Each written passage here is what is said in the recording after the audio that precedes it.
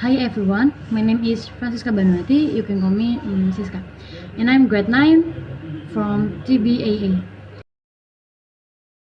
Oke, jadi aku punya ayat Alkitab yang terdapat di Amsal 19 ayat 20 sampai 21 yang berisi, dengarkanlah nasihat dan terimalah didikan supaya engkau menjadi bijak di masa depan. Banyaklah rancangan di hati manusia, tetapi keputusan Tuhanlah yang terlaksanakan. Nah, aku punya kisah dari ayat ini. Jadi waktu itu di awal-awal kelas 9 itu kan pasti kita bakalan punya kayak semangat buat belajar gitu. Kayak kita fokus banget buat belajar nih, tapi di pertengahan itu kita kayak udah bosan dengan semua kayak males banget pasti kayak gitu. Tapi waktu itu kayak aku nyari gimana ya caranya ya biar aku tuh rajin buat belajar gitu.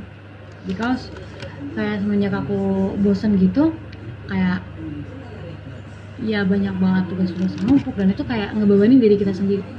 And then ya aku nyari solusinya gimana caranya, dan ya I get it.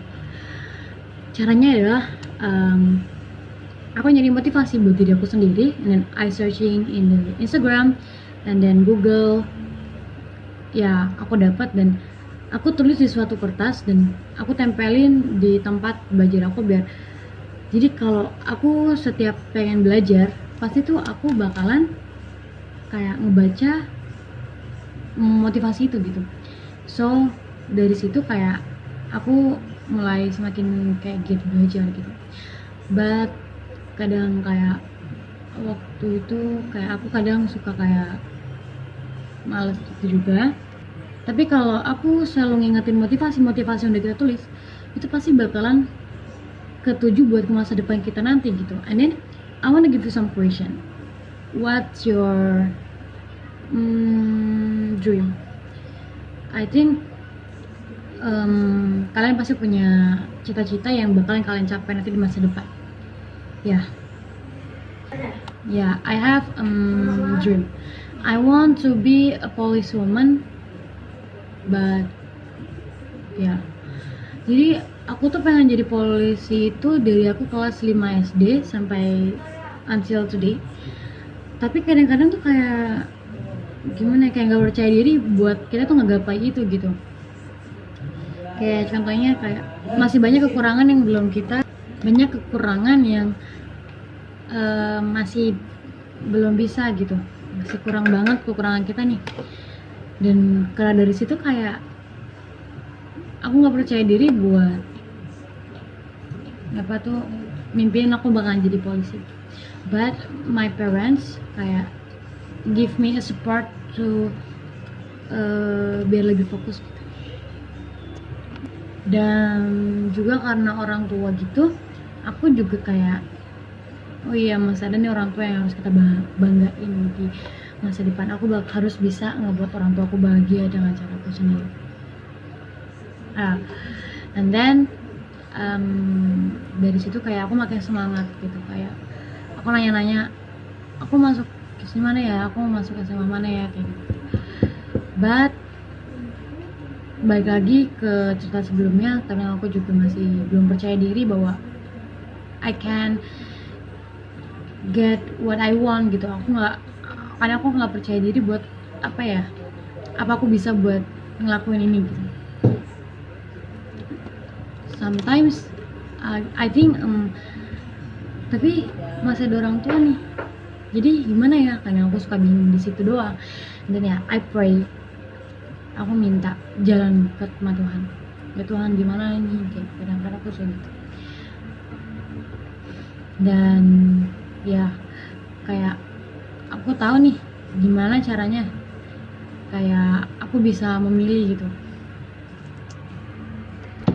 Aku juga bisa milih buat aku harus berjuang nih gitu. Dan juga semua orang gitu, every all pasti kayak harus ngedapetin support from the parents gitu, karena kan support dari orang tua itu hal yang terpenting buat kita nanti gitu. Karena kan kalau nggak ada support dari orang tua, pasti kayak kita kan kayak mikir kayak aduh gimana ya kayak gitu. And then ya I think support orang tua itu sangat menguntungkan bagi diri kita sendiri gitu. Dan kadang tuh kayak aku suka khawatir, kayak aku nggak percaya nih, aku nggak yakin kayak gitu. But I have aku punya ayat Alkitab, yaitu terdapat di 1 Petrus 5 ayat 7 yang berisi tentang serahkanlah segala kekhawatiranmu kepadanya sebab ia yang memelihara kamu.